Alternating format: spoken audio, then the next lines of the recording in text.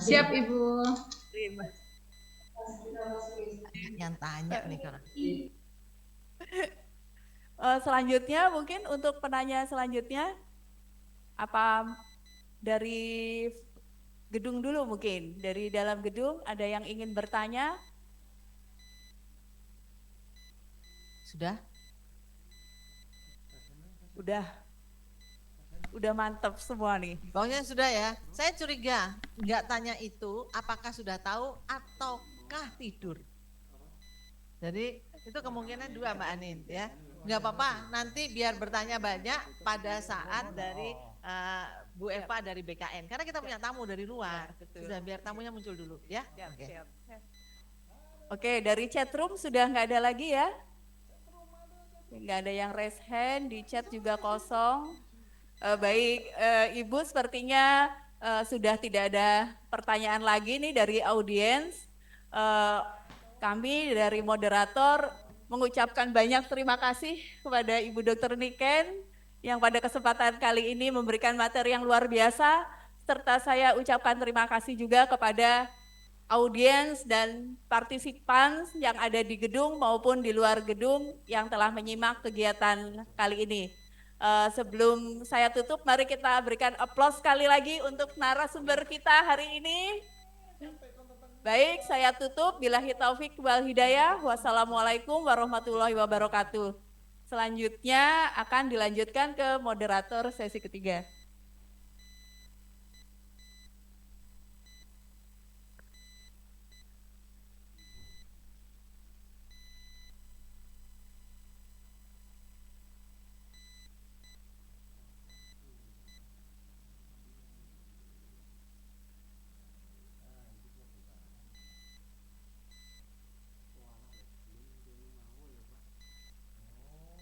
Baik, Assalamualaikum warahmatullahi wabarakatuh. Sudah agak siang tetapi kita tetap semangat karena sesi ketiga hari ini kita kedatangan tamu dari narasumber yang luar biasa dari BKN, Ibu Eva Fadela. Mungkin terlebih dahulu perkenankan kami untuk bisa membacakan kurikulum vitae beliau. Wes Mas, lali iki ternyata dua layar aku sarep resene. Sing ndi ya kuwi? Baik, Ibu Eva Fadela, SIP MSI, beliau lahir di Sleman tanggal 31 Mei 1982, pendidikan terakhir beliau S2 Manajemen Komunikasi. Saat ini beliau menjadi analis sumber daya manusia aparatur ahli media di Badan Kepegawaian Negara, di mana pengalaman jabatan beliau sebagai analis kerjasama dari tahun 2008 sampai 2016 sebagai Kepala Seksi Jabatan ASN Bidang Pendidikan dan Sosial Budaya tahun 2016 sampai 2020, sebagai Kepala Seksi Penyiapan Penyusunan Rencana Pengembangan Karir Nasional tahun 2020 sampai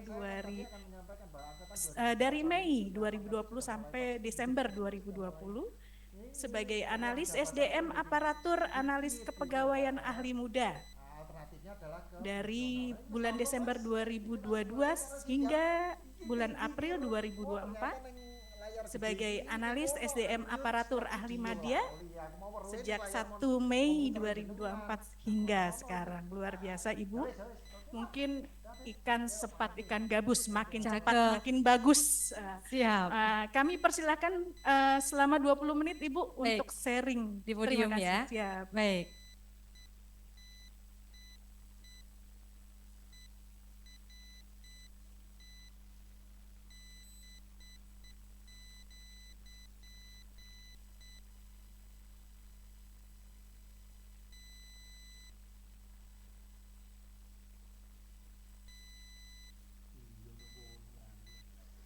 Cek. Alhamdulillah. Baik, bismillahirrahmanirrahim. Assalamualaikum warahmatullahi wabarakatuh.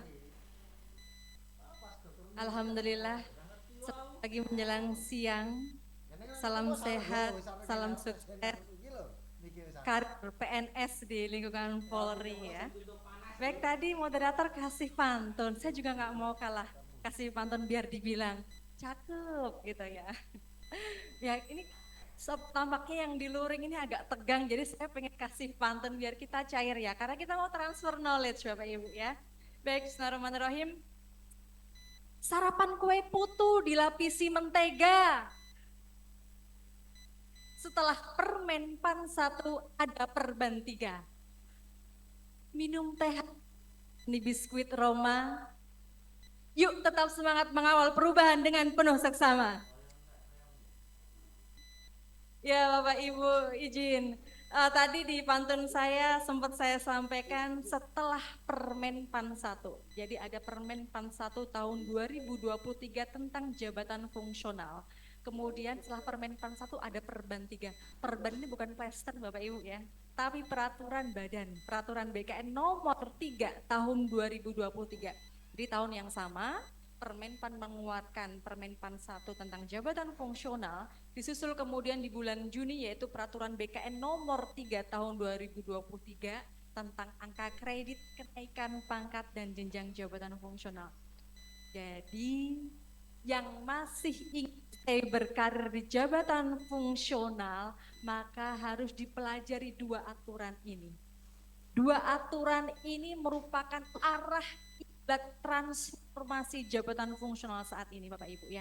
Seperti apa sih? Tadi sempat di awal ya dari Bapak dari SDM tadi sudah menyampaikan ya terkait ada nih Permenpan baru. Nah ini Permenpan 1 dan peraturan BKN nomor 3 tahun 2023 lebih teknis lagi mengatur tadi Bapak Ibu. Izin langsung saja ke slide yang warna kuning, next slide. Karena ini saya menyampaikan banyak sekali ya, nanti bisa dipelajari masing-masing di sini.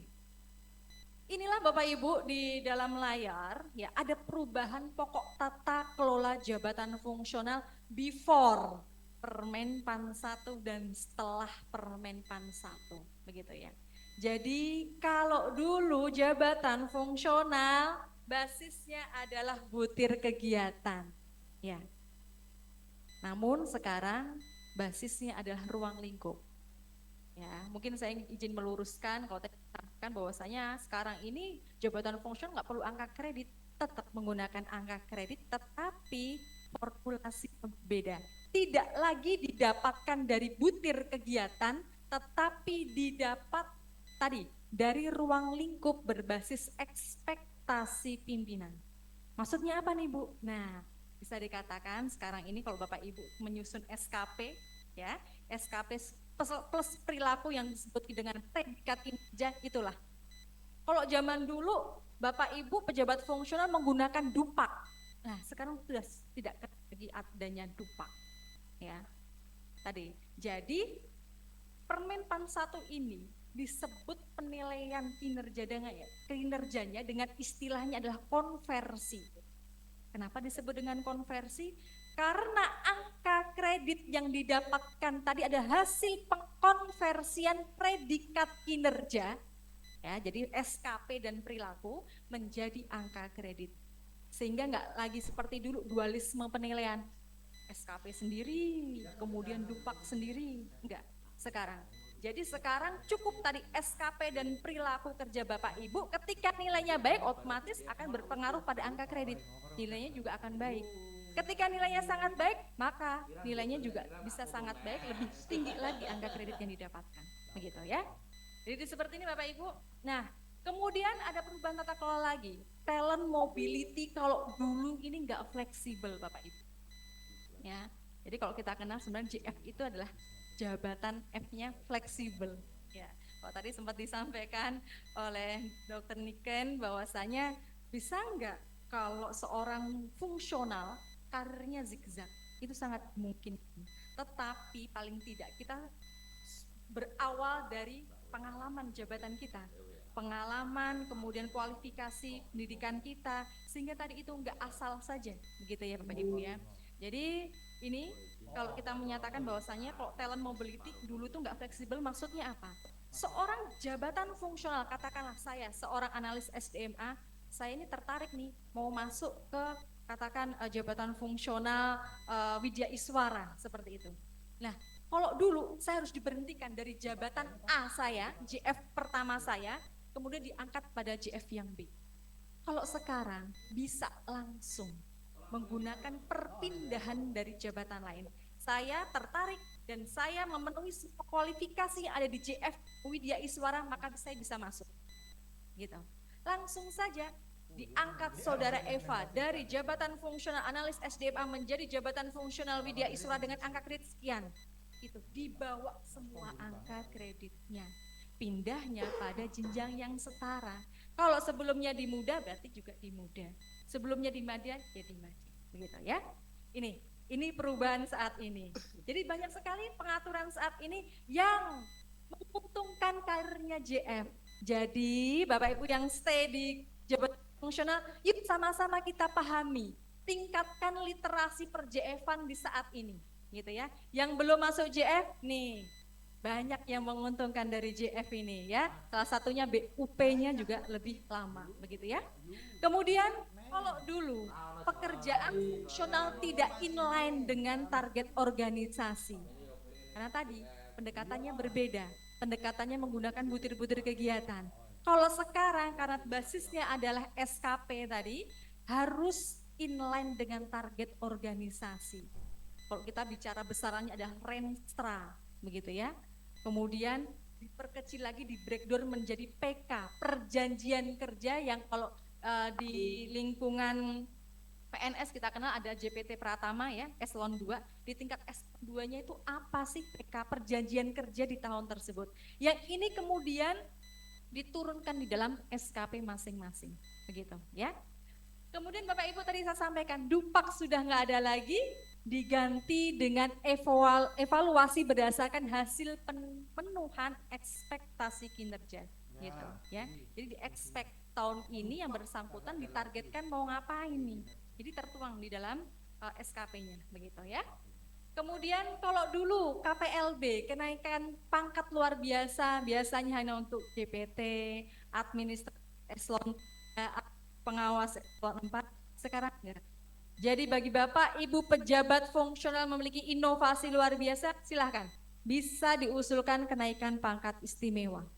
Ya, bisa naik pangkat setingkat lebih tinggi.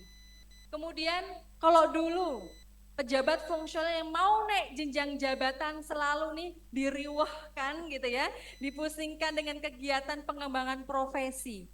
Tahu nggak pengembangan profesi ini kegiatannya seperti apa Bapak Ibu? Menulis karya tulis ilmiah. Kalau dulu diwajibkan sebagai syarat bahkan ya, mau naik jenjang jabatan dari muda mau ke madya itu 6 angka kredit dari penulisan karya ilmiah. Nah, sekarang dengan mazhab konversi tadi, kita tidak lagi mengenal istilah bank prof, pengembangan profesi maupun kegiatan penunjang. Yang kita kenal tadi, ya, pekerjaan-pekerjaan yang sesuai dengan target organisasi, disesuaikan dengan ruang lingkup jabatan yang bersangkutan, begitu, ya. Sehingga dengan demikian maka tugas instansi pembina, kalau di sini tadi di bidang kesehatan berarti Kemenkes gitu ya. Kemenkes sudah tidak disibukkan lagi dengan perdupakan tadi. Sudah tidak lagi ada hal-hal yang bersifat administratif, sehingga dengan demikian ya, tugas instansi pembina pada hal yang bersifat kualitatif. Bagaimana sih mengembangkan para JF di bidang kesehatan yang dibinanya? Bagaimana menciptakan strategi pembelajaran yang terintegrasi? Seperti itu ya. Kemudian next slide saja. Nah ini Bapak Ibu, ini yang disampaikan tadi ya di Permenpan 1 bahwasanya ada hal-hal yang dihapuskan ya di pasal 62. Selain Permenpan masing-masing JF di bidang kesehatan masih hidup ya. Yang dihapuskan apa saja? Ini Bapak Ibu, yang tadi saya sebutkan. Butir kegiatan sudah nggak ada, diganti dengan ruang lingkup. Hasil kerja yang kemarin masih basisnya adalah butir kegiatan diganti dengan tadi tergantung ekspektasi pimpinan tadi apa hasil kerjanya, begitu ya. Kemudian 3 serangkai juga sudah dihapuskan. Siapa sih 3 serangkai? Nih, tim penilai angka kredit sudah tidak ada. Pejabat yang mengusulkan angka kredit sudah tidak ada. Pejabat yang berwenang menetapkan angka kredit juga sudah tidak ada. Lantas pertanyaannya, siapa yang menilai angka kredit pejabat fungsional? Siapa yang menetapkan dalam PAK penetapan angka kredit itu siapa? Jawabannya adalah semua atasan langsung atau pejabat penilai kinerja, gitu ya. Jadi Bapak Ibu kalau dulu mungkin terkendala, oh saya nggak bisa naik pangkat, nggak bisa naik jabatan karena tim penilai angka kreditnya nggak ada gitu ya. Sekarang sudah bisa semuanya, karena pasti Bapak Ibu di sini mempunyai atasan langsung, begitu ya. Jadi siapa yang menetapkan SKP dan perilaku atau predikat kinerja Bapak Ibu, beliaulah nanti akan menilaikan predikat kinerja, kemudian mengkonversikan menjadi angka kredit dan menetapkan dalam PAK, begitu ya.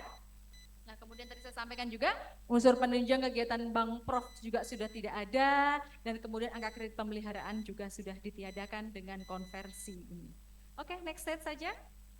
Oke, nah ini Bapak Ibu, inilah peran penting pejabat penilai kinerja atau atasan langsung. Ya. Sama-sama kita budayakan berdialog kinerja.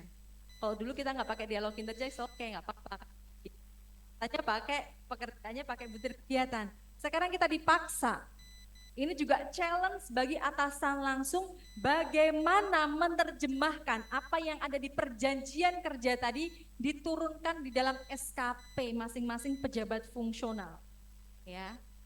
Kalau tadi nano-nano jabatan fungsionalnya ada mungkin perawat gitu ya, kemudian ada bidan, ada apoteker, berarti kan berbeda-beda ruang lingkup pekerjaan, begitu ya. Jadi tadi atasan harus tahu nih kira-kira apa yang perlu ditargetkan di tahun itu di unit tersebut gitu ya, katakan di Rumah Sakit Bayangkara itu apa gitu kan ya, tahun tersebut goalsnya, targetnya, kemudian diturunkan untuk pejabat fungsional tadi juga apa gitu ya. Kemudian ini juga adalah tantangan bagi atasan langsung tadi untuk mendistribusikan pekerjaannya sesuai dengan hierarki level kompetensi. Ya, seharusnya kalau ahli pertama ya pekerjaannya di tingkat dasar. Kalau ahli muda sudah lebih pada tingkat lanjutan. Kalau sudah di dia paling tidak sudah bersifat konseptual, ya strategis. Ahli utama juga harus bersifat strategis, berdampak secara nasional bahkan internasional, begitu Bapak Ibu. Nah ini, kemudian tadi atasan akan mereview ya progres pekerjaannya tadi, kan tadi sudah ada penuangan ya, target setahun itu apa, direview lah siklus bulanan, begitu ya. Dinilai, kemudian dibandingkan antara target kinerja dan realisasinya seperti apa. Nah saya nggak tahu nih di lingkungan Polri gitu ya, apakah sudah menggunakan e-kinerja ya. Kalau saat ini kami di BKN ya, kami menghimbau kepada instansi pemerintah gitu ya untuk menggunakan aplikasi e-kinerja BKN, karena di sana untuk fungsional luar biasa, sudah enak gitu ya. Jadi atasan tinggal memberikan penilaian, nanti sudah keluar angka kreditnya, dan itu sudah tergabung di My ASN. Jadi Bapak Ibu ya nanti bisa mengecek setelahnya. Kalau kita tahu nih kayak saldo ya, kalau di perbankan di aplikasinya, jadi saldo angka kreditnya berapa yang terkini, saya mau naik pangkat, naik jabatan, butuh berapa angka kredit lagi lah, ada di My ASN dan BKN. Kemudian tadi Bapak Ibu setelah direview dapat predikat kinerja, katakan nilainya baik, oh sesuai antara target dan realisasi, sesuai dengan ekspektasi, berarti nilainya baik. Sehingga dengan formula nanti saya akan sampaikan ya selanjutnya, itu nanti akan dikonvert jadi angka kredit. Ketika sudah mendapatkan angka kredit, barulah nanti ya atasannya akan menetapkan PAK apabila angka kredit kumulatif sudah memenuhi pejabat fungsional tadi untuk naik pangkat atau naik jenjang jabatan. Sehingga nanti Bapak Ibu perlu tahu nih, kira-kira posisi saya sekarang ini ada di pangkat apa, di jenjang jabatan apa, berapa angka kredit yang saya butuhkan untuk naik pangkat atau naik jenjang jabatan, kira-kira kurang berapa angka kredit lagi, kira-kira saya tempuh berapa tahun lagi. Sehingga bisa dikatakan karir Bapak Ibu mau cepat mau lambat tergantung kita. Pemahaman literasi kita terkait JF saat ini yang pertama. Yang kedua juga instrumen lainnya ya. Jadi pemahaman juga dari atasan langsung maupun pengelola SDM yang ada di instansi tersebut. Gitu ya Bapak Ibu ya. Next slide. Ya. Oke, slide selanjutnya saja. Selanjutnya. Nah, inilah tadi saya sampaikan. inilah jumlah angka kredit yang dibutuhkan untuk naik pangkat atau naik jenjang jabatan sudah menggunakan model konversi. Mungkin kalau Bapak Ibu pejabat fungsional yang masih menggunakan dupak dulu, kok beda ya? Kok kenapa angka kreditnya kecil-kecil ya? Beda sama yang konvensional dulu yang pakai dupak. Kenapa? Karena ada hal yang membedakan Bapak Ibu. Yang konvensional dulu, pendidikan S1 dihitung 100, S2 dihitung 150, begitu ya. Sekarang dengan mazhab konversi tidak begitu lagi. Sekarang pendidikan sebagai syarat, ya, pendidikan sebagai syarat jabatan adalah sebagai tiket masuk yang bersangkutan masuk dalam jabatan fungsional. Tadi contohnya saya tertarik masuk ke Widya Iswara. Widya Iswara itu adalah pendidikannya kualifikasi paling enggak S2 di bidang bla bla bla. Saya tertarik, ya sudah, saya masuk sebagai tiket masuk saya masuk ke JF tersebut. Nggak boleh dihitung S2-nya saya, gitu. Itu sekarang, ya. Kemudian yang membedakan kedua adalah kalau dulu modal yang konvensional selalu dikumulatifkan, dijumlahkan terus-menerus dari ahli pertama ke ahli muda ke ahli madai sehingga tadi angka kreditnya besar. Kalau mazhab konversi sekarang punya pandangan bahwasanya ketika angka kredit digunakan untuk naik jenjang jabatan, maka sistemnya adalah pakai habis. Sudah dipakai naik jenjang jabatan langsung habis. Nanti mengawali karirnya di jenjang yang baru berawal dari nol. Begitu. Ya. Contohnya kemarin saya naik jenjang jabatan dari ahli muda mau ke ahli madya, ya. Sudah dipakai angka kreditnya. Sisanya kelebihannya ternyata banyak. Kelebihan tadi nggak bisa dikumulatifkan, nggak bisa ditabung untuk jenjang jabatan baru saya. Karena apa? Konsep di mazhab konversi. Mereka masuk nanti ya. Kalian ini mau naik jenjang jabatan sudah uji kompetensi. Artinya sekarang sudah menggunakan kompetensi yang baru. Kompetensi yang lama sudah nggak relevan lagi. Gitu ya. Gitu. Jadi balik lagi ke sini Bapak Ibu, kalau kita membaca dari tabel ini, ya, seorang ahli pertama 3A mau ke 3B naik pangkat butuh 50 angka kredit. Kemudian 3B yang mau ke 3C membutuhkan 50 angka kredit.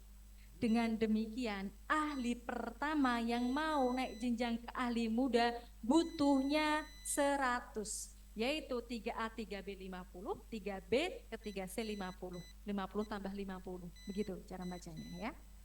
Kemudian posisinya ketika sudah duduk di ahli muda, maka yang bersangkutan ketika 3C akan naik pangkat ke 3D butuh 100 angka kredit.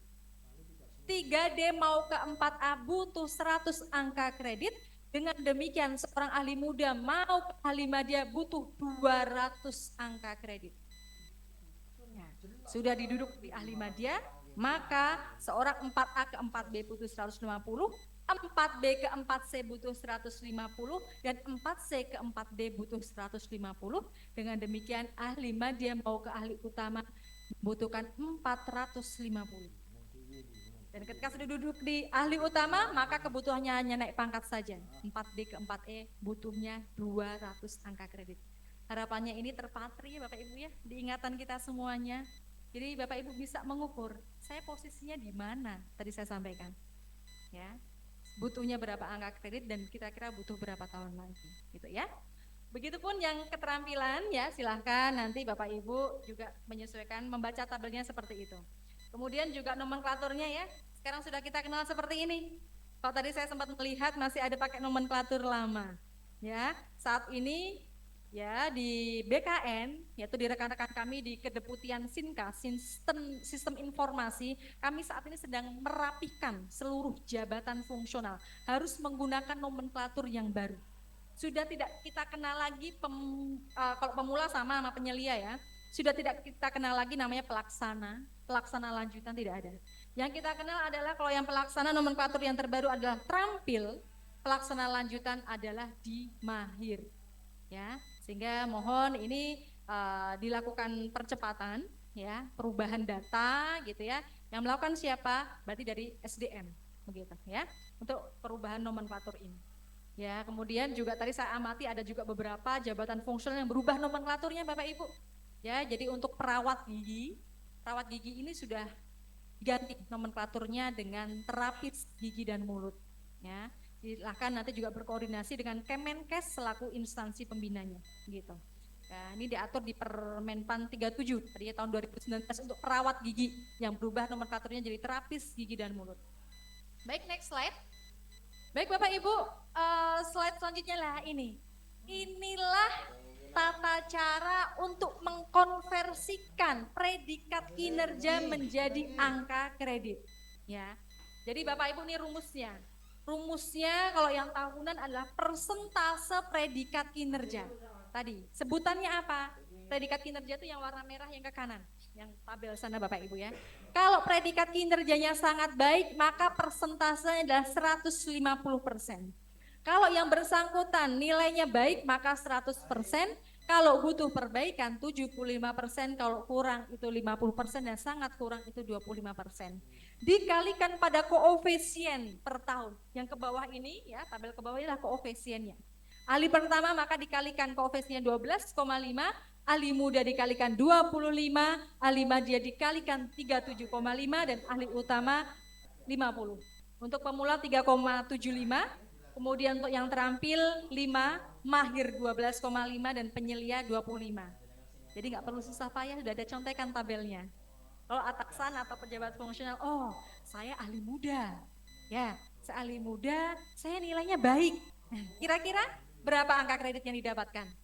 Ahli muda dan nilainya baik. 25 angka kredit. Kalau seorang terampil, nilainya ternyata baik, dapat 5 angka kredit. Ya, sudah ada tabelnya. Izin Ibu tinggal 5 menit lagi. 5 menit lagi, baik. Kemudian Bapak Ibu, ini ada namanya angka kredit periodik. Nah, jadi Bapak Ibu untuk menunjang terkait percepatan agilitas kelincahan jabatan fungsional, kita nih nggak usah pakai tahunan, bisa dimungkinkan. Jadi bisa mengklaim periodik. Jadi saya ingin menggarisbawahi, periodik ini bisa diklaim ketika untuk menggenapkan angka kredit kumulatif untuk naik pangkat atau naik jenjang jabatan. Contohnya 3C mau ke 3D tadi butuhnya 100 angka untuk naik pangkat. Ternyata yang bersangkutan kurang 5 angka kredit lagi. Dia seorang ahli muda. Dia nggak perlu nunggu setahun, rugi kalau setahun. Sehingga yang bersangkutan bisa mengklaim, oh saya ngambil 3 bulan saja, monggo silakan. Ya, berarti kalau periodik, tadi kurang 5 angka kredit lagi, saya mau ngambil 3 bulan, berarti 3/12 dikalikan persentase di bulan ketiga tadi. Nilainya apa? Kemudian dikalikan koefisiennya. Itulah angka kredit periodik. Kemudian Bapak Ibu tadi sempat saya sampaikan bahwasanya model konversi ini ya yang dihitung adalah peningkatan pendidikan. Kalau tadi pendidikan sebagai syarat nggak dihitung, tetapi ketika peningkatan pendidikan bisa dihitung menjadi angka kredit, nilainya adalah sebesar 25% dari angka kredit kumulatif kenaikan pangkat. Contohnya tadi, seorang ahli muda, dia peningkatan pendidikan ke S2, ya, di syarat jabatannya dia S1, yang bersangkutan berhak menilaikan 25% angka kredit kumulatif KP-nya adalah 100, yang bersangkutan dapat 25 angka kredit dari peningkatan pendidikan. Pertanyaannya, siapa yang menilaikan? Kembali lagi, yaitu atasan langsung. Yang penting Bapak Ibu sudah diakui keabsahannya, ya, ingin pencantuman gelar gitu ya di BKN, di keabsahan dari ijazahnya tadi secara kepegawaian sudah diakui, barulah nanti minta dinilaikan kepada atasannya. Oke, next slide. Di sini saya ingin menyampaikan inilah Bapak Ibu, saat ini tahun 2023 sudah mulai ya Bapak Ibu ya, sudah zamannya konversi. Artinya yang karirnya masih di JF, ketika mau KP maupun KJ, naik pangkat atau naik jabatan, sekarang flowchart-nya seperti ini. Ini alurnya, ini formulir-formulir yang dibutuhkan. Oke ya, tadi kita sepakat, yang pertama, Mas bisa minta tolong dibesarkan untuk yang nomor 1, nomor 2 dulu. Ya. Ya, jadi pejabat penilai kinerja tadi kita sepakat akan menilai SKP dan perilaku sampai dapat predikat kinerja, gitu ya. Kemudian yang kedua, nanti atasan juga yang akan mengkonversikan jadi angka kredit. Nah ini ke bawah Mas. Inilah formulirnya. Ini formulir yang tertuang di dalam peraturan BKN nomor 3 tahun 2023. Ya. Jadi formulir pertama adalah formulir konversi predikat kinerja menjadi angka kredit. Ini per pejabat fungsional. Kalau atasannya tadi punya pejabat fungsional, bawahannya ternyata 30 orang, maka dibuat 30 orang. Gitu. Jadi ini per personal gitu ya, dibikin per tahun atau per periodik ketika mau ngambil periodik tadi. Oke ya, katakanlah saudara X, predikatnya baik, berarti di kolom 1 baik, kolom 2 tadi persentasenya apa kalau baik? Kalau baik tadi apa Bapak Ibu? 100%, dikalikan koefisien. Koefisiennya tadi kalau di ahli muda berapa ya? 25, sehingga kolom 4, 100% kalikan 25, dapatlah 25. Ditandatangan oleh atasan langsung. Kemudian formulir kedua adalah formulir akumulasi angka kredit. Jadi ini adalah historisnya yang bersangkutan mendapatkan angka kredit. Oh, tahun 2023 kemarin sudah bisa dikonversikan Bapak Ibu ya. Jadi Bapak Ibu yang belum mengkonversikan tahun 2023 kemarin bisa dikonversikan jadi angka kredit. Oh, yang bersangkutan 25 nih. Oh, tahun 2000 karena penilaiannya sangat baik, 150% pengalinya, dapat 37,5. Selanjutnya sampai dikumulatifkan kebutuhan yang bersangkutan nanti untuk naik pangkat atau naik jenjang jabatan. Contohnya tadi saya kasusnya adalah mau ke 3D. 3C ke 3D butuh 100. Katakanlah yang bersangkutan sudah mengumpulkan di situ 105. Nah, dituangkan di dalam pak konversinya. Oke, geser Mas. Jadi pak konversi adalah di formulir ketiga, di mana pak konversi, izin Mas, bisa digeserkan di formulir 3 ya. Geser lagi, lah ini. Inilah penampakan wajah dari pak konversi. Pak konversi ini tidak boleh ditetapkan setiap tahun. Pak konversi ditetapkan ketika angka kredit kumulatif untuk KP maupun KJ sudah memenuhi. Contohnya tadi, 3C mau ke 3D butuh 100, yang bersangkutan sudah punya 105, silakan dituangkan di nomor 4 itu, angka kredit konversi 105. Kemudian di situ diinformasikan naik pangkat kebutuhannya berapa, dan lain halnya ya. Itu nanti yang mendatangani juga atasan langsung. Jadi Bapak Ibu ini kalau sudah menggunakan aplikasi enak sekali. Yang tadi saya sampaikan di aplikasi kinerja BKN kami sudah menggunakan ketiga aplikasi ini, jadi sehingga otomatis keluar. Ya.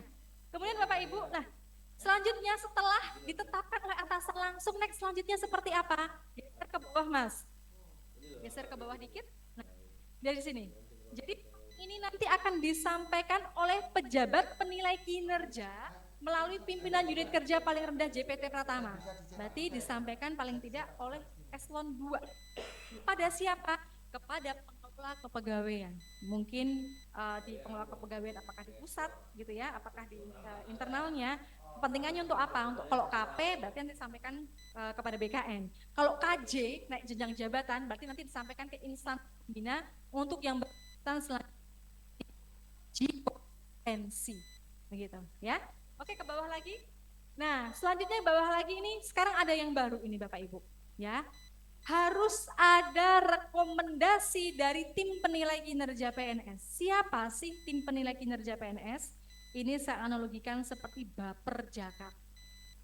Jadi Bapak Ibu saya ingin sampaikan, naik pangkat itu sebenarnya bukan hak, tetapi penghargaan. Begitu ya.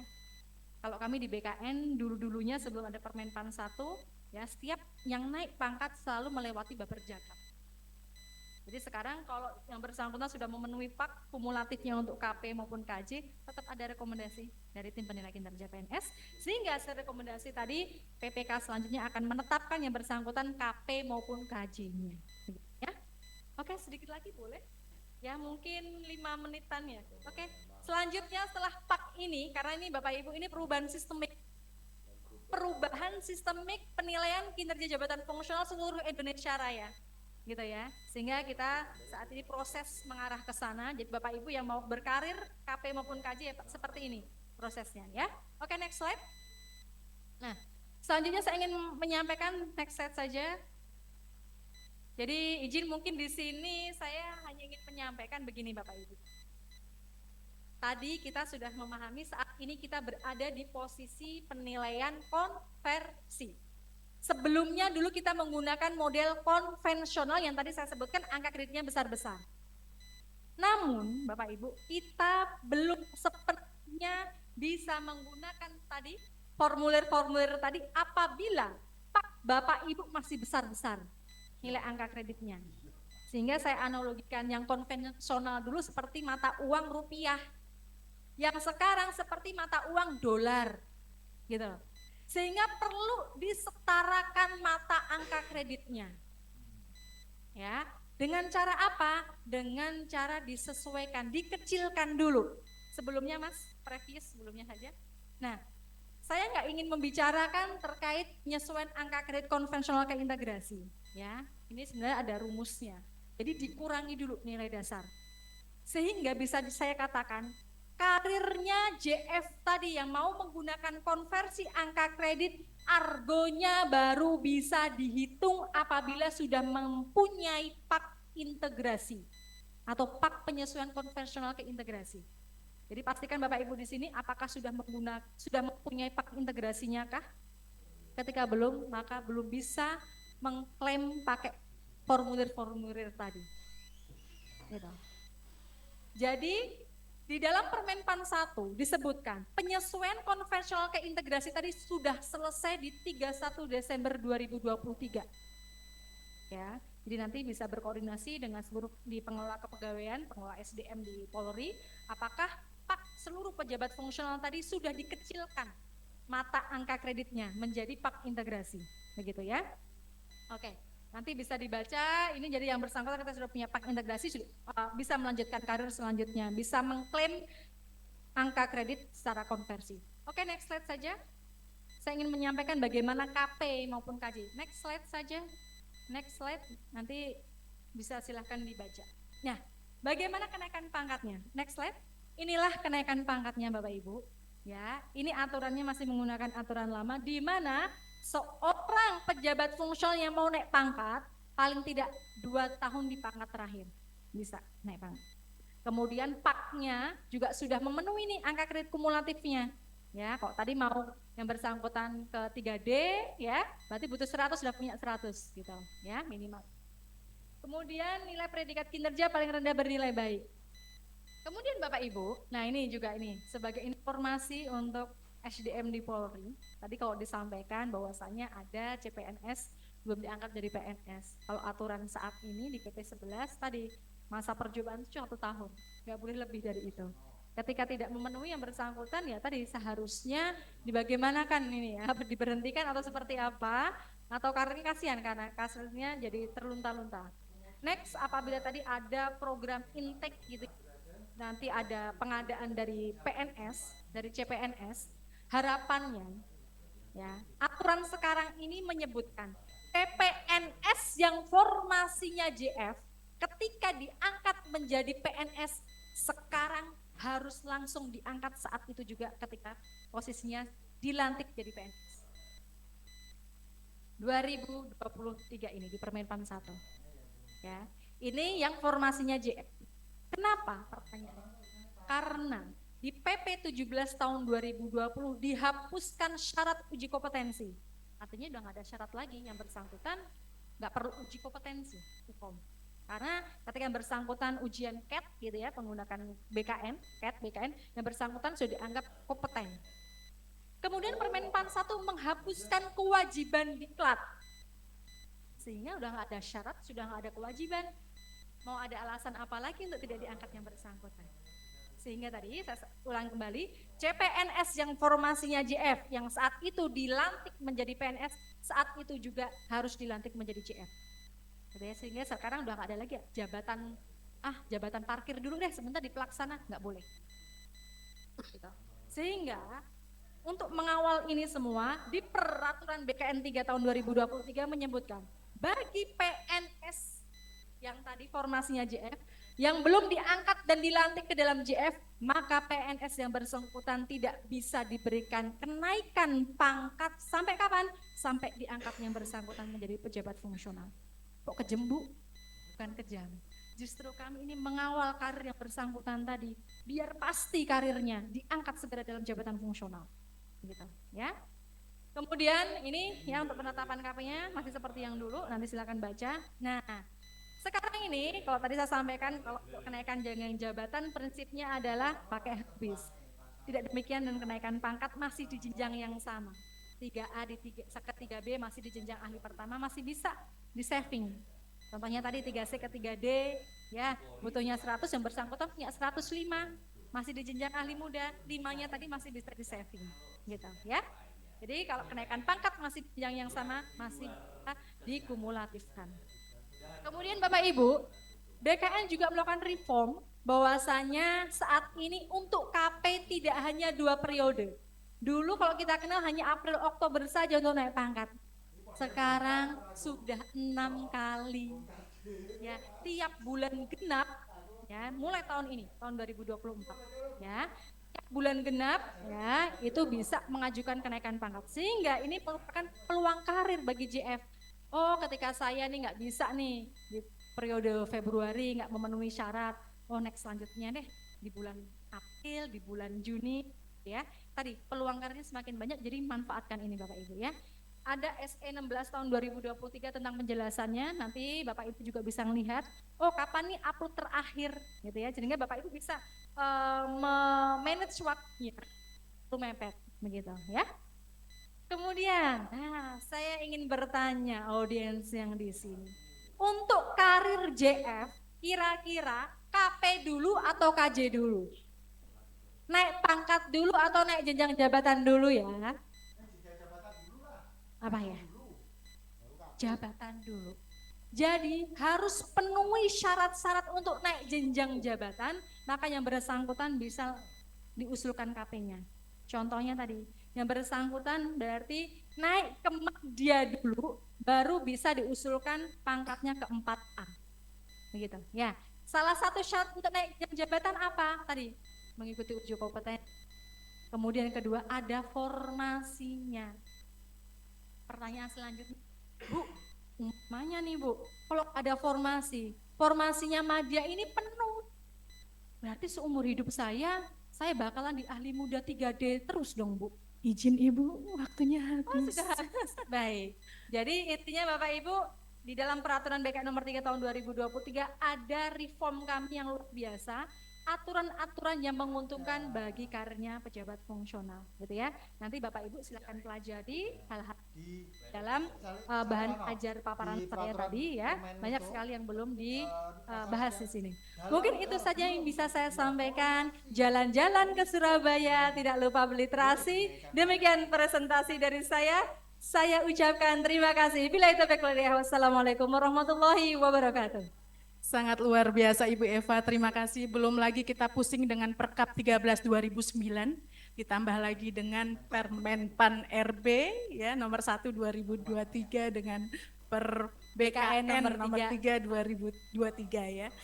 Mungkin kita langsung buka untuk sesi tanya jawab untuk Bapak Ibu yang ada di sini yang penasaran dengan jabatan fungsionalnya, atau juga dibuka kesempatan untuk Bapak Ibu yang mengikuti via Zoom, silahkan di room chat mungkin bisa dibuka. Apakah ada yang raise hand? Izin yang di sini Ibu? Siap, Ibu Niken. Ya baik, terima kasih kesempatannya. Maksudnya ini sekalian bertanya supaya semuanya juga mendengar, walaupun nanti mungkin saya akan tanya telepon ya Mbak Eva. Siap. Oke, terima kasih banyak atas penjelasannya yang luar biasa dan membuka mata kita semua bahwa ternyata sudah terjadi perubahan gitu. Iya. Dan perubahannya itu baru tahun 2023 kemarin. Jadi kalau 2023 akhir berarti ini jaraknya masih baru sekitar belum ada 7 bulan, sehingga mungkin itulah yang menyebabkan banyak di antara kita yang masih belum paham gitu. Kemudian terkait bahwa saya senang sekali gitu mendengar bahwa CPNS itu berarti harus langsung diangkat pada saat dia sudah diterima sehingga dia memudahkan kenaikan pangkatnya secara reguler. Kemudian dia diangkat harus sesuai dengan formasi. Paling tidak ini tadi menjawab pertanyaan yang di Polda Rio, kenapa kok saya itu melamar formasi ini gitu ya, tapi ternyata kok begitu terima skepnya kok beda gitu. Nah, bagaimana menyikapi hal tersebut gitu kalau dari BKN. Kemudian yang kedua, bagaimana apabila ternyata kuota yang ada di formasi tersebut itu kecil sekali gitu. Misalnya seperti contohnya, misalnya untuk perawat gigi, kalau misalnya di Pusdokes gitu ya, kalau misalnya kuota di Pusdokes, kalau menurut Perkap 13 tahun 2009 itu hanya untuk yang pemula itu hanya 1 orang gitu. Sementara pelamarnya banyak dan kebutuhan kita itu banyak gitu. Kebutuhan itu misalnya kalau di Pusdokes saja, kalau klinik kalau 10 saja lebih gitu, banyak banget gitu. Kalau hanya terima 1 itu pasti kurang.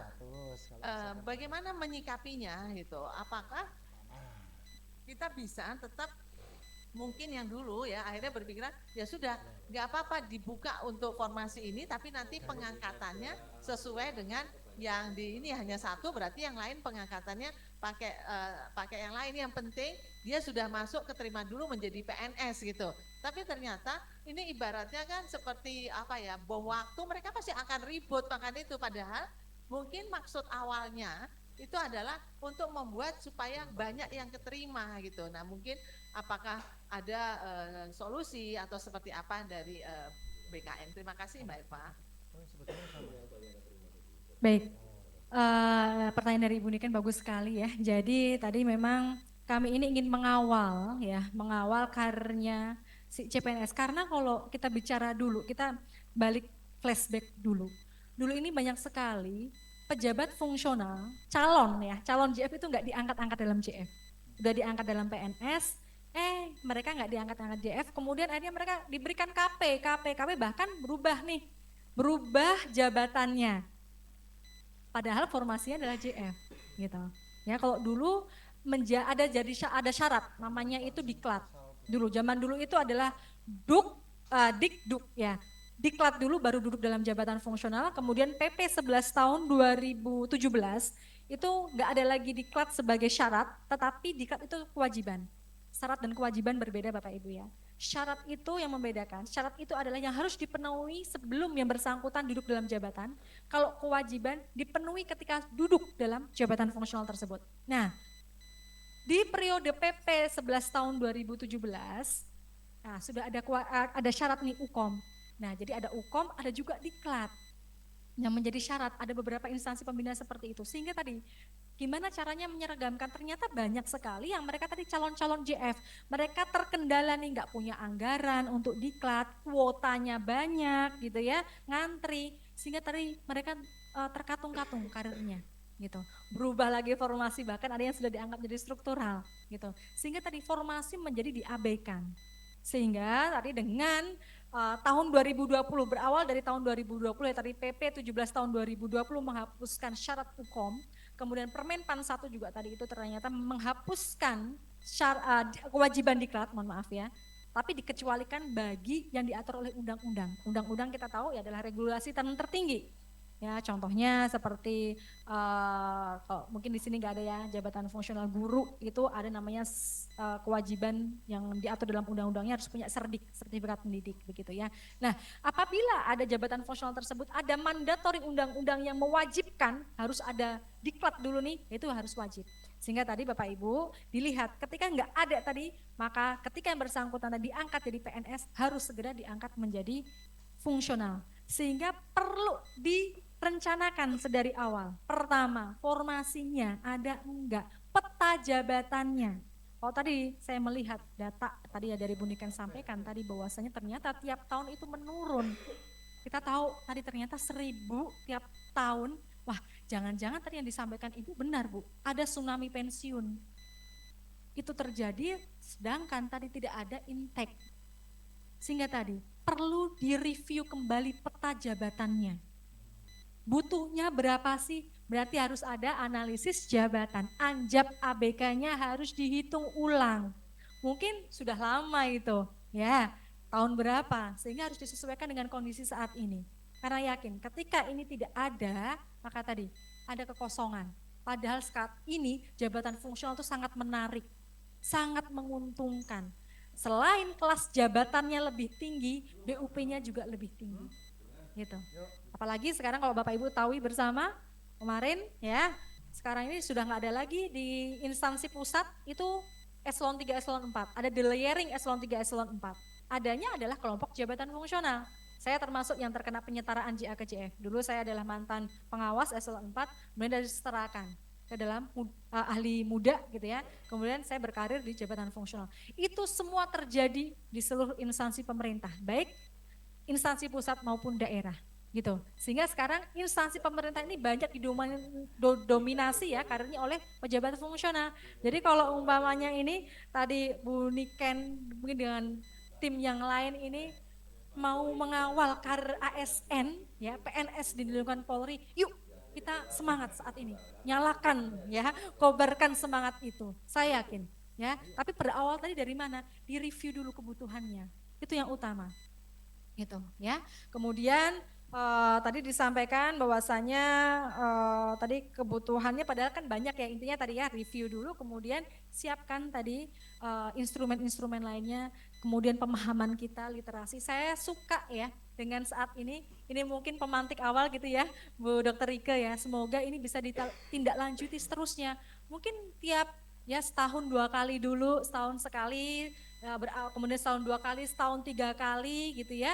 Nanti diadakan seperti ini. Biar apa? Biar tadi transfer knowledge ini teredukasi semua Bapak Ibu, seluruh pejabat fungsional di lingkungan Polri, begitu ya. Mungkin itu yang bisa saya jawab ya, Ibu. Ya. Oke, pertanyaan selanjutnya silahkan. Baik, mungkin ada pertanyaan yang lain dari Bapak Ibu yang mengikuti via Zoom. Dibuka link. Selamat pagi menjelang siang dari Polda DIY. Oh iya, silahkan dari DIY. DIY. Baik, terima kasih atas waktunya. Nama saya izinkan perkenalkan, nama saya Yanu Arianto, Sarjana Komputer Magister Manajemen Sumber Daya Manusia. Kebetulan saya diberikan mandat kepercayaan oleh pimpinan menjabat Kasubag pangkat Bagbinkar Ro SDM Polda Daerah Istimewa Yogyakarta. Sungguh sangat jelas sekali, senang sekali saya bisa mengikuti kegiatan ini. Saya juga berikan apresiasi yang cukup baik kepada Ibu yang dari BKN. Baru kali ini saya sudah mempelajari Permenpan nomor 1 tahun 2023. Saya sudah mempelajari sejak 1 tahun yang lalu, tapi baru kali ini saya dijelaskan yang sudah lumayan agak jelas mengenai konversinya. Bahkan BKN kami sendiri pun di Kanrek itu sangat sulit saya temui, sehingga saya sebetulnya ingin sekali mempelajari itu. Tetapi pada waktu ini sangat singkat sekali tadi Ibu menjelaskan, seharusnya sudah nanti perlu kita tindak lanjuti lagi sebetulnya seperti apa cara penilaiannya, karena Ibu tadi menjelaskan cukup singkat dan saya juga cukup melihat bagi yang mengenal atau sudah mempelajari Permenpan nomor 1 tahun 2023 mungkin tidak terlalu asing, hanya tinggal caranya mengkonversinya seperti apa. Pertanyaan saya ke Ibu yang dari BKN Pusat, saya melihat di aplikasi e-kinerja ternyata sudah disediakan cara konversi di sana. Apakah kita bisa mengikuti cara konversi yang ada di e-kinerja atau kita perlu, saya kira perlu juga sih mempelajari secara manualnya terlebih dahulu seperti paparan Ibu yang Ibu sampaikan. Yang kedua, Ibu tadi menyampaikan bahwa apabila seseorang yang menjabat fungsional tidak ditempatkan pada tempatnya, maka akan ditunda kenaikan pangkatnya.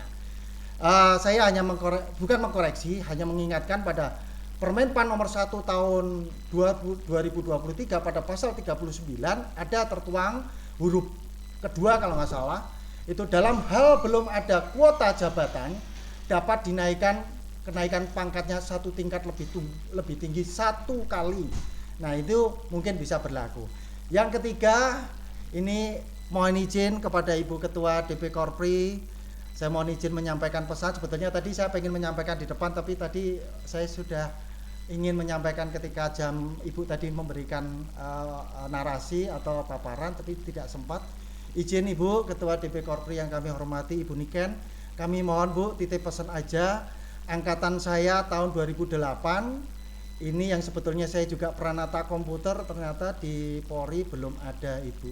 Izin, sehingga sebetulnya saya sungguh ingin kita berada di posisi jabatan fungsional yang sudah Ibu sampaikan tadi dari BKN, cukup menarik nih jabatan fungsional. Betul, saya menyatakan itu betul sekali, tidak salah. Tapi tidak juga mengesampingkan teman-teman yang ada di jabatan struktural. Ibu izin kepada Ibu Niken, kami titip pesan Bu, apabila nanti jabatan fungsional di luar nakes bisa kembali diaktifkan sesuai dengan jenjang jabatan fungsional seperti sedia kala kami bergabung ke PNS Polri, formasinya adalah Pranata Komputer. Bukan hanya saya, tetapi ada juga beberapa teman yang lain yang ada analis, ada ini, sepertinya itu jabatan fungsional. 3 hal yang perlu kami sampaikan, mohon maaf apabila ada yang salah atau yang kurang pas. Ada 3 hal itu aja. Terima kasih atas penjelasannya.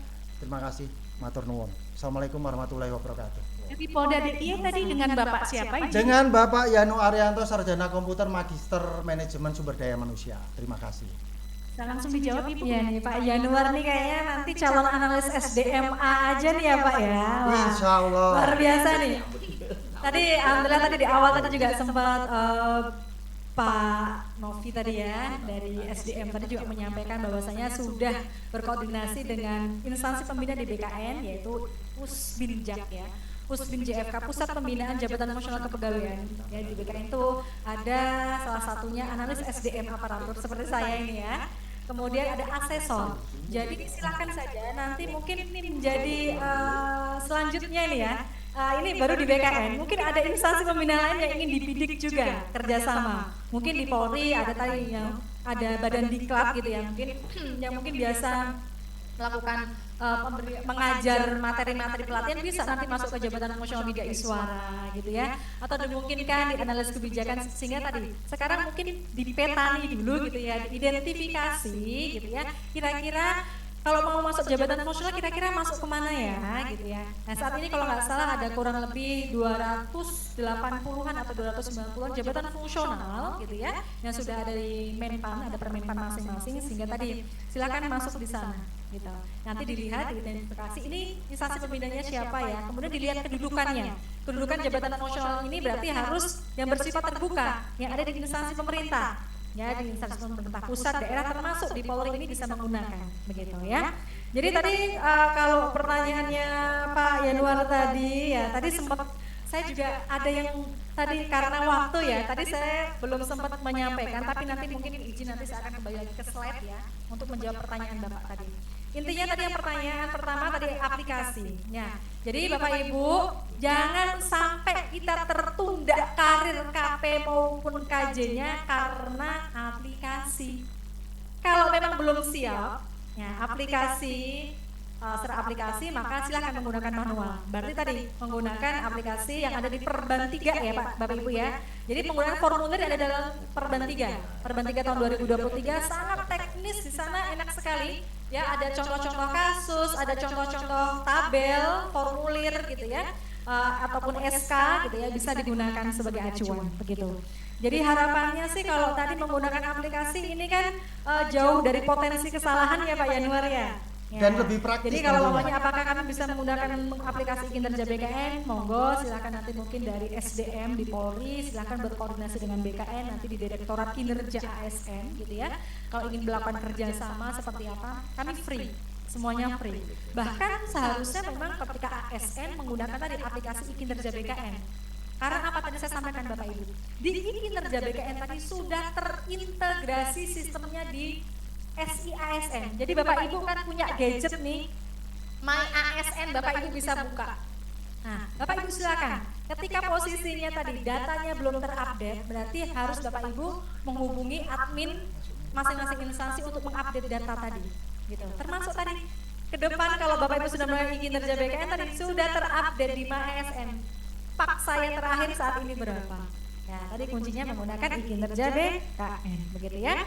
Kemudian terkait CPNS tadi ya, yang mungkin yang saya sampaikan adalah CPNS tadi yang sudah diangkat dari PNS, seharusnya saat itu segera dilakukan pelantikan dalam JF gitu ya. Sehingga tadi ketika kita sudah tahu nih formasinya, jabatannya apa, ya seharusnya ditempatkan pada unit yang ada jabatan tersebut ya.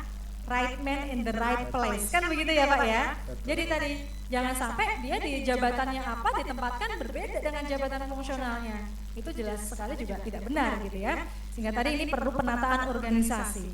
Kemudian tadi, izin mungkin apakah bisa slide-nya ditayangkan? Tadi sempat pertanyaan Bapak tadi hampir saya sampaikan, tapi ternyata Bapak ini luar biasa nih. Bapak udah tahu duluan nih. Ya, ini.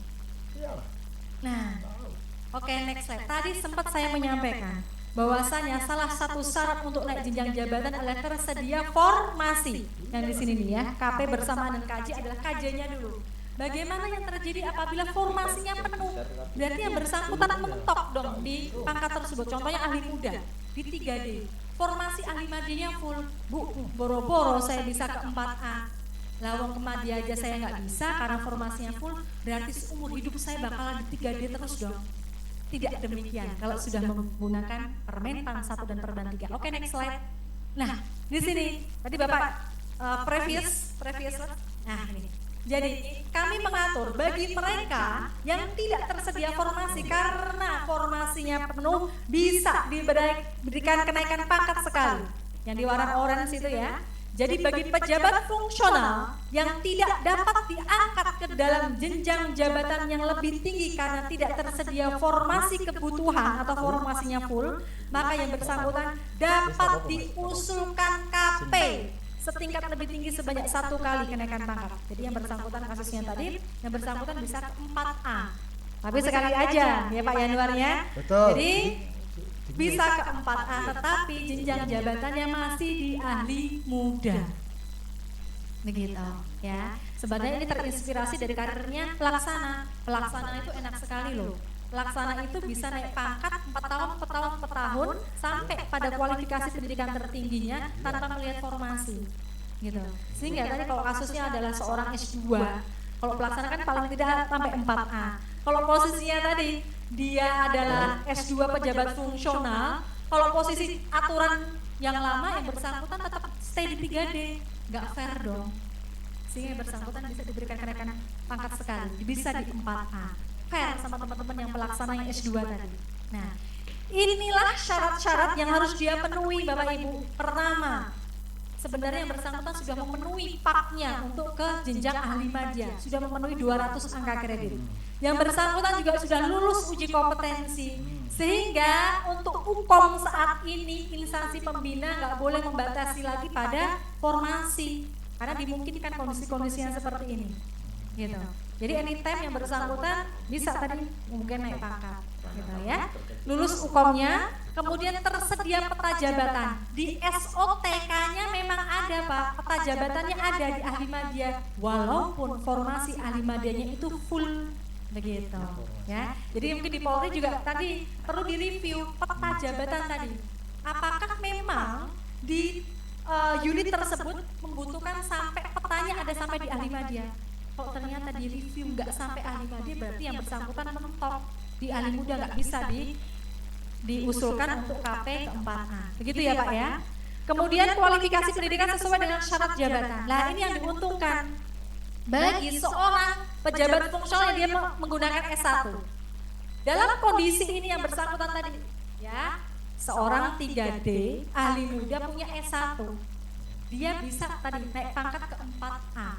Coba kalau yang bersangkutan di pelaksana, mentoknya cuma sampai 3D, ya. Kalau S1 pelaksana pangkat puncaknya hanya di 3D. Nah, sehingga ini yang diuntungkan tadi, makanya saya menyampaikan yang belum masuk fungsional, yuk masuk ke fungsional, gitu. Karena banyak aturan-aturan saat ini yang pro pada karirnya fungsional, kemudian dan aturan-aturan lainnya. Jadi begitu ya Pak Yanuar, tadi dimungkinkan ya bisa naik pangkat sekali apabila memenuhi syarat yang di depan layar ini. Begitu ya Pak? Baik, terima kasih, semakin tambah jelas. Bahkan ada cerita cukup menarik kemarin. Ada fungsional dengan jabatan bukan keahlian, keterampilan, dia merasa bahwa ijazahnya D3. Harusnya kan kalau untuk pelaksana dia mentok di 3C. Saya menjawab, Anda seorang fungsional, Anda bisa sampai ke 3D dengan fungsionalnya. Akhirnya kami proses, syukur alhamdulillah, usulan kenaikan pangkatnya di ACC dan sekarang yang bersangkutan menyandang 3D. Jadi cukup menarik bahwa jabatan fungsional menjadi sebuah pilihan yang ke depan lebih baik. Terima kasih atas penjelasannya. Sebenarnya ada beberapa slide nanti mungkin Iya, betul. sampaikan, Harusnya. ada Iya. di akhir Iya. itu tetap diangkat. Oh, Ibu izin yang tadi peraturan yang tentang untuk penghitungan tadi per KBKN ya. Kalau nggak salah nomor berapa tadi? Nomor 2 tahun 2022 ya. Terkait apa Bapak? Yang cara penghitungan konversi tadi Ibu sempat menyebut tapi cepat saja. Nomor 3 tahun 2023. Nomor 3 2023 ya. Kami pasti akan download itu. Jadi yang Bagi disampaikan teman-teman. Bapak tadi Pak Yanuar, keterampilan untuk JF keterampilan di sini yang punya S1 atau D4, apabila tadi kuncinya ada di formasi, dimungkinkan bisa ke keahlian. Betul. Gitu. Betul Ya. sekali, betul. Itu nanti Ya. bisa gunakan, bisa nanti dilihat ya Pak ya di paparan Ya, saya. pasti, sangat pasti sekali. Cukup menarik. Apa? Pak? Ya, oke. Terima kasih atas waktunya. Ya, sama-sama. Baik, sangat seru diskusi kita siang hari ini. Permen, Pak. Tapi karena tadi satu orang sudah bertanya 3 poin Ibu, mungkin untuk Bapak Ibu yang ada di sini ataupun yang melalui Zoom itu masih ada pertanyaan yang ingin ditanyakan, bisa disampaikan ya. Nanti kami akan menghubungi Ibu mungkin Ibu berkenan untuk bisa siap lebih lanjut. Oke. Baik. Kita sudahi sesi 3 kita untuk webinar kali ini ya. Apa namanya, sisi positif kita menambah pengetahuan tentang jabatan fungsional ASN di lingkungan Polri, dan saya sebagai moderator mohon maaf bila ada kekurangan. Wabillahi taufiq wal hidayah. Wassalamualaikum warahmatullahi wabarakatuh. Kami kembalikan kepada Ibu. Terima kasih.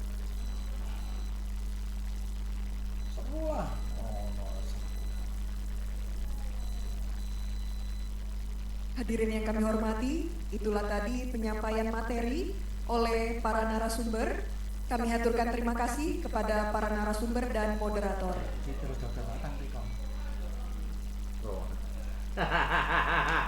Selamat siang Dok, selamat pagi menjelang siang.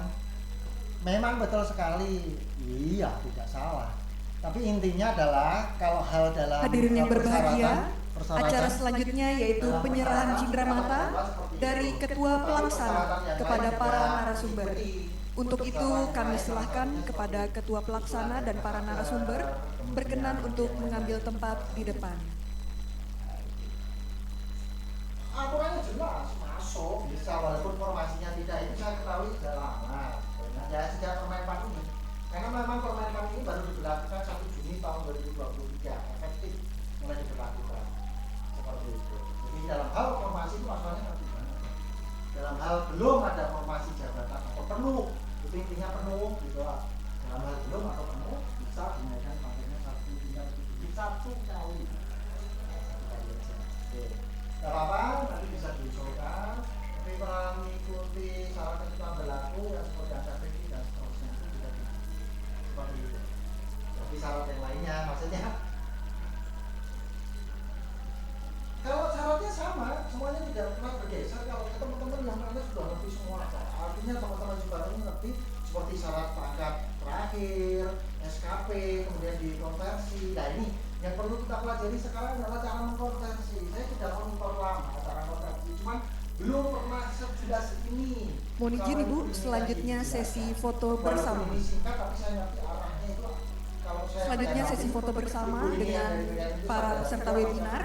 Kepada seluruh peserta webinar, kami silakan untuk mengambil tempat di depan. Perkab BKN nomor cantik kata, Perkab BKN nomor 3 tahun 2023. Itu cara nyusunnya di sini. Baik, kita pelajari bersama-sama aja. Khususnya teman-teman yang jabatan fungsional. Jadi teman-teman yang jabatan fungsional, ayo kumpul gitu misalnya. Selanjutnya sesi foto bersama dengan para peserta webinar. Kalau perlu datakan dari BKN. Kepada seluruh peserta webinar, kami silahkan untuk mengambil tempat di depan. Kita sama-sama yuk satu-satu dulu. Itulah cara yang paling gitu. Untuk meningkatkan kita itu. Jadi PNS itu pintar dong. Harus ngurusi dirinya sendiri pintar. Itu saya cantumkan ke teman-teman itu.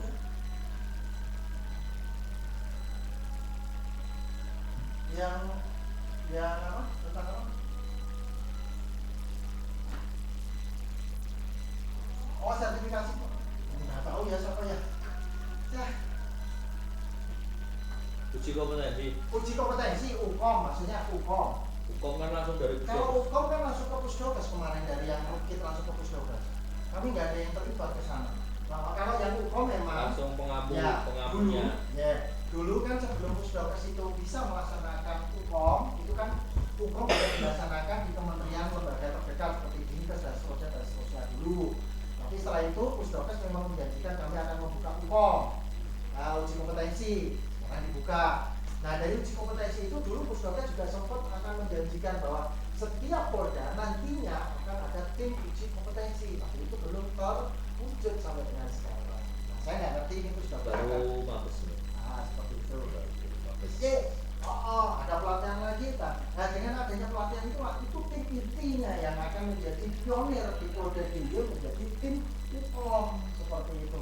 Tim UKOM juga sekalian dibekali dengan cara konversi. Nah, itu cocok, itu mantap itu baru. Lalu kami yang subak pangkat cukup mengetahui aja bahwa itu sudah di-ACC oleh atasan.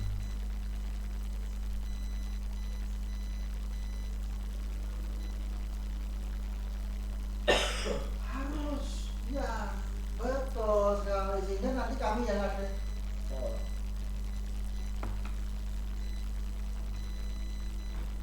Sesi foto bersama selesai, selanjutnya kami silahkan untuk kembali ke tempat. Ya, masalah tentang acaranya mau daring maupun luring itu kan tidak teknis saja, monggo sebetulnya kan gitu ya. Terus yang berikutnya kami yang ada di subak pangkat pun atau di pangkat di SDM, nanti ada subak PNS, ada subak pangkat atau subak yang lain yang berhubungan dengan itu, yang merasa ada hubungannya dengan itu, ya tentunya akan mengikuti. Dengan mengikuti kalau setelah nanti angka kredit sudah disetujui oleh atasan langsung, kan kami tinggal sudah diamini oleh atasan langsung, sudah direstui. Hadirin yang kami hormati, mengakhiri rangkaian kegiatan webinar hari ini, menyanyikan lagu Bagimu Negeri.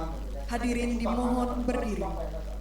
Dan apalagi teman-teman PNS yang ada di jabatan fungsional harus pinter cara ngitungnya sendiri, itu harus tahu. Yang kedua, nanti kalau pakai EUK, kinerja sudah terbantukan di situ. Itu harus pinter. Makanya teman-teman yang sekarang kenaikan pangkat, saya bimbing satu persatu, harus pinter ngerti caranya naik pangkat.